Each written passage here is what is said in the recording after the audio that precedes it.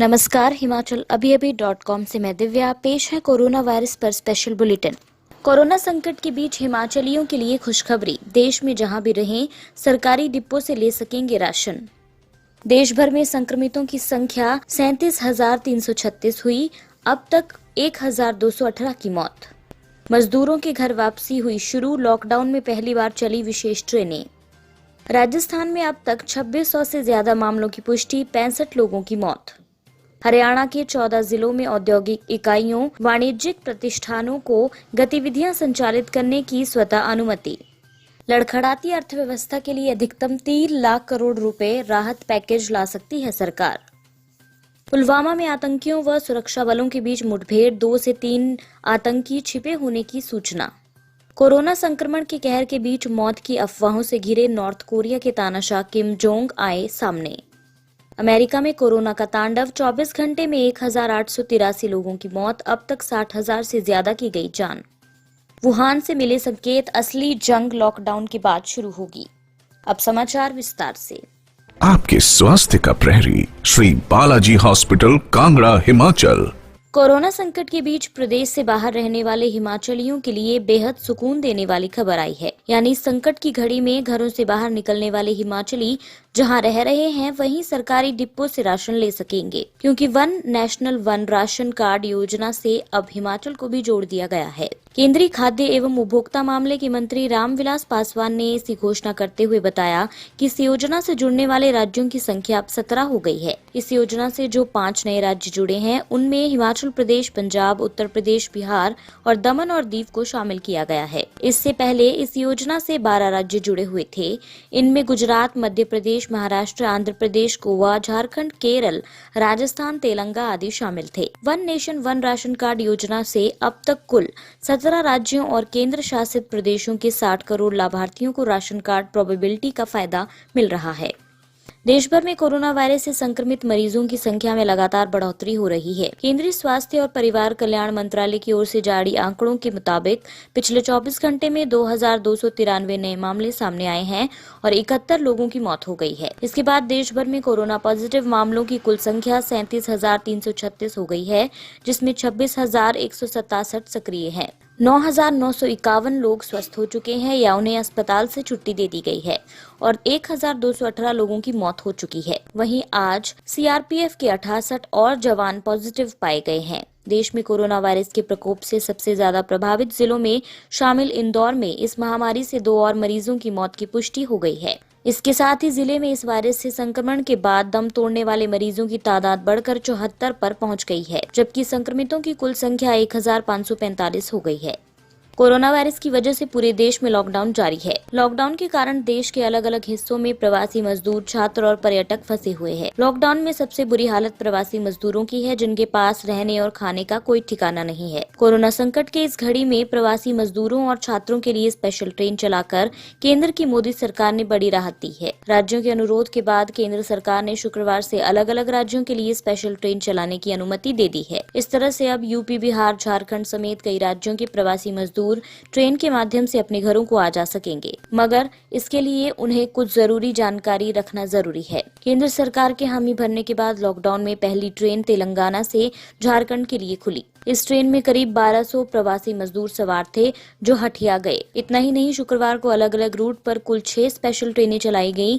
इसलिए अब इन राज्यों के मजदूरों की भी उम्मीदें जग गई होंगी कि उन्हें भी सरकार ट्रेन से उनकी घर वापसी करवाएगी। यहाँ ध्यान देने वाली बात यह है कि प्रवासी मजदूरों के घर वापसी में दोनों राज्यों की सहमति जरूरी है, यानी जिस राज्य में प्रवासी रह रहा है और जहाँ उसका घर है। राजस्थान में कोरोना वायरस के 12 नए मामले सामने आए हैं और 3 लोगों की मौत हो गई है। राज्य में मरीजों की संख्या 2,678 हो गई है और 65 लोगों की मौत हो गई है। 1,116 लोग ठीक हो गए हैं और 714 डिस्चार्ज हो गए हैं। स्वास्थ्य मंत्रालय के अनुसार भारत में कोरोना वायरस से 37,336 मामले सामने आए हैं। इनमें से 26,167 लोगों का इलाज जारी है। 9,950 लोग ठीक हो गए हैं और 1,218 लोगों की मौत हो गई है। गुजरात में 4,721 मामले सामने आए हैं। इनमें से 735 लोग ठीक हो गए हैं और 236 लोगों की मौत हो गई है। दिल्ली में 3,738 मामले सामने आए हैं, जिनमें से 1,167 लोग ठीक हो गए हैं और 61 लोगों की मौत हो गई है। उधर दिल्ली के स्वास्थ्य मंत्री सत्येंद्र जैन ने बताया कि 10 से ज्यादा पॉजिटिव मामले अगर किसी जिले में हैं तो उसको रेड जोन माना जा सकता है। दिल्ली में 11 जिले हैं और सभी रेड जोन में आते हैं। रेड जोन के अंदर जो जो छूट दी गई है वो सारी लागू होंगी। अन्य समाचार ब्रेक के बाद। Shri Balaji multi speciality hospital Kangra, जहां आपको एक ही छत के नीचे मिले बेहतरीन चिकित्सा सुविधाएं, cardiology, laparoscopic, general surgery, neuro surgery, orthopaedics, paediatric, radio diagnosis, urology, gastroenterology, ophthalmology, pathology, medicine, anaesthesia और डेंटल जैसी अत्याधुनिक और बेहतरीन चिकित्सा सुविधाएं, 24 घंटे इमरजेंसी सुविधा, 9 बेड के साथ critical care unit, cardiac monitor और डिफिब्रिलेटर्स, सेंट्रल ऑक्सीजन लाइन और वेंटिलेटर सुविधा। हिमाचल प्रदेश के सबसे बड़े निजी स्वास्थ्य सेवा प्रदाताओं में से एक Shri Balaji multi speciality hospital Kangra राष्ट्रीय स्वास्थ्य बीमा योजना के साथ सूचीबद्ध Shri Balaji multi speciality hospital Kangra BPL परिवारों के लिए अस्पताल में कैशलेस भर्ती होने के साथ ही ईसीएच की भी सुविधा। हमारा पता Shri Balaji multi speciality hospital, Balaji Vihar, Ujjain, Kangra.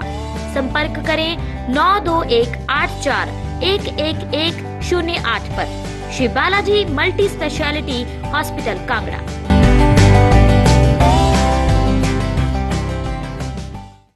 Haryana के सीएम मनोहर लाल ने राज्य में लॉकडाउन में ढील देने के लिए तुरंत प्रभाव से हरियाणा समेकित संशोधित दिशा निर्देशों को स्वीकृति प्रदान की है। संशोधित दिशा निर्देशों के अनुसार केंद्रीय गृह मंत्रालय द्वारा अनुमोदित मानक संचालन प्रक्रियाओं की अनुपालना करते हुए औद्योगिक इकाइयों, वाणिज्यिक प्रतिष्ठानों और निर्माण परियोजनाओं से ऑनलाइन स्व घोषणा प्राप्त करने के उपरांत गतिविधियां संचालित करने की स्वतः अनुमति होगी। हरियाणा के 14 जिले अंबाला, भिवानी, चरखी, दादर, फतेहाबाद, हिसार, जींद, कैथल, करनाल, कुरुक्षेत्र, महेंद्रगढ़, रेवाड़ी, रोहतक, सिरसा और यमुनानगर में मानदंडों के अनुसार पोर्टल पर आवेदन जमा करने के तुरंत बाद स्वीकृति स्वतः स्वसृजित होगी। सूचना प्रौद्योगिकी तथा सूचना प्रौद्योगिकी इन बेल्ट सेवाओं की इकाइयों को छोड़कर उद्योगों, औद्योगिक प्रतिष्ठानों, वाणिज्यिक और निजी प्रतिष्ठानों के लिए यदि श्रम शक्ति की आवश्यकता 20 लोगों तक की है तो उनमें 100% चलाने की अनुमति होगी। वैश्विक महामारी कोरोना से निपटने के लिए पूरे देश में 17 मई तक लॉकडाउन की घोषणा की गई है। भारत में कोरोना वायरस के मामलों की संख्या में लगातार इजाफा हो रहा है। लॉकडाउन की वजह से अर्थव्यवस्था को भारी नुकसान हो सकता है। लड़खड़ाती अर्थव्यवस्था को बचाने के लिए सरकार जल्द ही राहत पैकेज का ऐलान कर सकती है। सूत्रों के अनुसार कोरोना संबंधी खर्च अधिकतम $60 अरब यानी करीब 4.5 लाख करोड़ रुपए का हो सकता है। वहीं सरकार को इस बात का डर है कि अगर इससे ज्यादा खर्च होता है तो भारत की क्रेडिट रेटिंग घट सकती है और इससे अर्थव्यवस्था को भारी नुकसान होगा। इस सप्ताह रेटिंग एजेंसी फिच ने कहा था कि भारत का फिस्कल आउटलुक और ज्यादा बिगड़ता है तो रेटिंग पर दबाव काफी बढ़ जाएगा। जहां देश इस समय कोरोना से जंग लड़ रहा है, वहीं जम्मू कश्मीर के पुलवामा में आतंकियों और सुरक्षा बलों के बीच भी भीषण मुठभेड़ चल रही है। बताया जा रहा है कि पुलवामा के डांगरपोरा इलाके में आतंकी छिपे हुए हैं। सेना, सीआरपीएफ और पुलिस की साझा टीम ने इन आतंकियों को चारों तरफ से घेर रखा है और दोनों तरफ से जबरदस्त फायरिंग हो रही है। आतंकियों की संख्या 2 या 3 हो सकती है। आज यानी शनिवार तड़के सुरक्षा बलों को इलाके में आतंकियों के मौजूद होने की सूचना मिली। आनन फानन में सुरक्षा बलों की संयुक्त टीम ने इलाके की घेराबंदी करनी शुरू की। इस दौरान आतंकियों ने खुद को घिरा देख सुरक्षा बलों पर फायरिंग करनी शुरू कर दी। कोरोना संक्रमण के कहर के बीच मौत की अफवाहों से घिरे नॉर्थ कोरिया के तानाशाह किम जोंग उन पहली बार सार्वजनिक रूप से फर्टिलाइजर फैक्ट्री का उद्घाटन करते हुए नजर आए हैं। बताया जा रहा है कि किम राजधानी प्योंगयांग के नजदीक सुनचोन में एक कार्यक्रम में शामिल हुए थे। किम के स्वास्थ्य को लेकर पिछले 1 महीने से कयासों का दौर चल रहा है। यहाँ तक कि कुछ खबरों में उनकी मौत तक की आशंका जताई थी। कोरिया की न्यूज एजेंसी के मुताबिक किम जब इस कार्यक्रम में शामिल हुए तो लोगों ने उनका जोरदार स्वागत किया। इस दौरान उन्होंने फैक्ट्री का जायजा लिया और उत्पादन प्रक्रिया के बारे में जानकारी ली। चीन के वुहान से शुरू हुआ कोरोना वायरस का संक्रमण पूरी दुनिया में तांडव मचा रहा है। अमेरिका में संक्रमण के मामले लगातार बढ़ रहे हैं, वहीं मौतों का सिलसिला पिछले कई दिनों से थमने का नाम नहीं ले रहा है। अमेरिका में पिछले 24 घंटे में 1800 से ज्यादा लोगों की मौत कोरोना के चलते हुई है। दुनिया में कोरोना वायरस के आंकड़ों पर नजर रखने वाली जॉन हॉपकिंस यूनिवर्सिटी के अनुसार पिछले 24 घंटे में अमेरिका में 1883 लोगों की जान गई है। इस तरह देश में मरने वालों की संख्या 64,804 पहुँच गई है। इससे पहले अमेरिका के राष्ट्रपति डोनाल्ड ट्रंप ने कहा था कि अमेरिका कोरोना वायरस को लेकर किए जा रहे प्रतिरोधात्मक कार्रवाई के तहत चीन पर नए सीमा शुल्क लगा सकता है। अमेरिका के उपराष्ट्रपति माइक पेंस ने कहा कि मुझे बताया गया कि 35 राज्यों ने दोबारा कामकाज शुरू करने के लिए औपचारिक योजनाएं जारी कर दी हैं।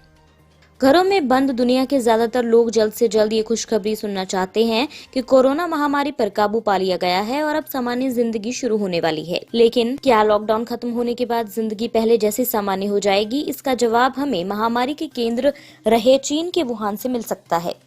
8 अप्रैल को वुहान में 76 दिन के बेहद कड़े लॉकडाउन को खत्म किया गया था। वुहान में छूट मिलने के बाद भी वहां के हालात देखकर लगता है कि पहले जैसी जिंदगी अभी बहुत दूर है। असली लड़ाई तो लॉकडाउन खत्म होने के बाद शुरू होगी। मीडिया रिपोर्ट के अनुसार वुहान की जमीनी हालात चीन के सरकारी दावों से बिल्कुल उलट हैं। वुहान के लोगों और व्यापारियों की नई जिंदगी बहुत कठिन है। शहर की रफ्तार धीमी है।